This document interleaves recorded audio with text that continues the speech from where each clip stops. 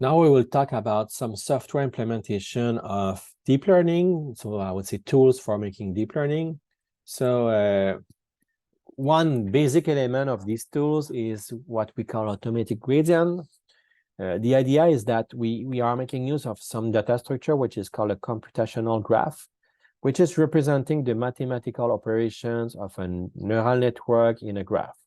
So this computational graph is a way to capture the order and the nature of the operation. So we are kind of capturing what we do in a neural network. So what are the processings done in a forward pass? And from that, we can compute the gradient automatically. So we can calculate analytically. It's not a numerical approximation. It's really the real symbolic gradients. So the analytical gradients from the whole network automatically, simply via the computational graph that is describing the way it works in terms of the forward pass. So that's really useful. That's really interesting because from that, we don't need to manually calculate all the gradients. The software is able to make it automatically without making mistakes. So the interesting thing with that is that such an approach allows to define really complex and heterogeneous networks. So we can really have custom networks making a mix of different things together. And once we just combine these different blocks, modules for making a custom network, we've got the gradient automatically, so we can just extract that and make use of backpropagation directly without programming it or solving the equations. And the software will make it through the computational graph. And even more than this, given it is kind of represented in a way that the computer can process it, it can also really make the processings done very efficiently on some targeted computing architectures, for example, GPUs. So programming GPUs is hard. If any one of you try this, you know that it's kind of not necessarily easy to make something on GPUs and make it efficient.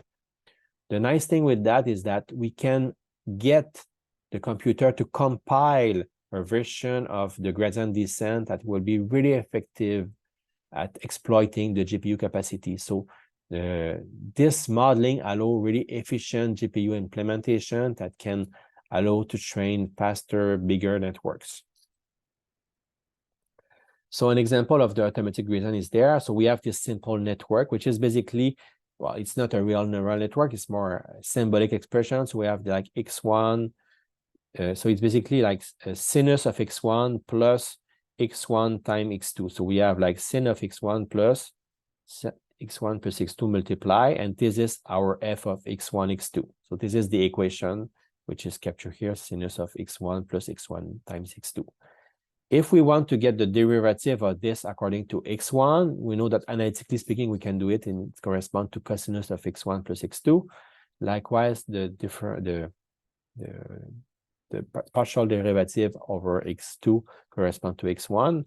But this can be computed from the graph here. You know, we have this graph here, and we are able to go from the output to the input and have things like, you know, the x1 derivative of x1 correspond to cos x1 plus x2.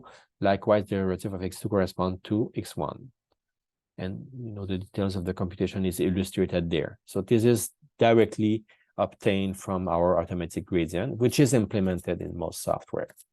In fact, if we're talking about some of these software, basically open source software, we have TensorFlow, which was one of the first commercial tools made for that. So TensorFlow is coded in C++ with a user interface in Python.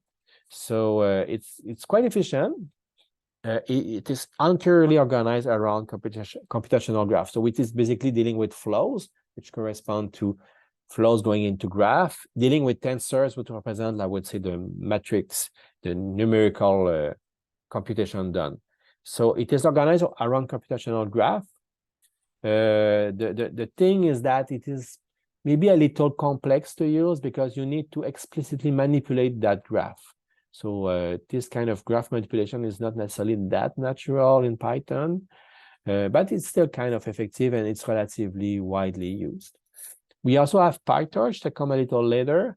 PyTorch is offering, I would say, a more user-friendly programming interface, which is really based on programmation. So we have a much more programmatic approach versus an approach based on manipulating the computational graph with TensorFlow.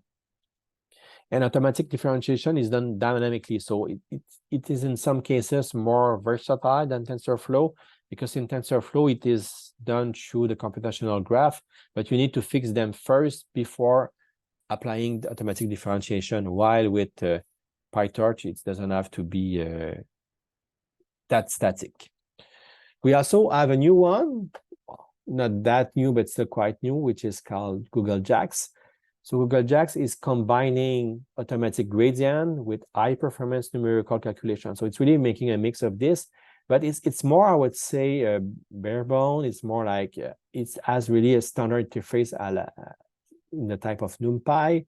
So, and it's kind of usable for many things, not just deep learning. So it's not specifically designed for deep learning, even though it is kind of used in great share of the use of JAX is for neural network. It offers a great flexibility, greater than PyTorch on many aspects, and the interface is really like coherent with the Python NumPy interfaces. So it's kind of really nice if you want to do, I would say, some numerical calculation that is not necessarily deep networks, and having this capacity of doing automatic gradient over that. JAX is really great for that, for such thing. So it's kind of offer a greater level of flexibility.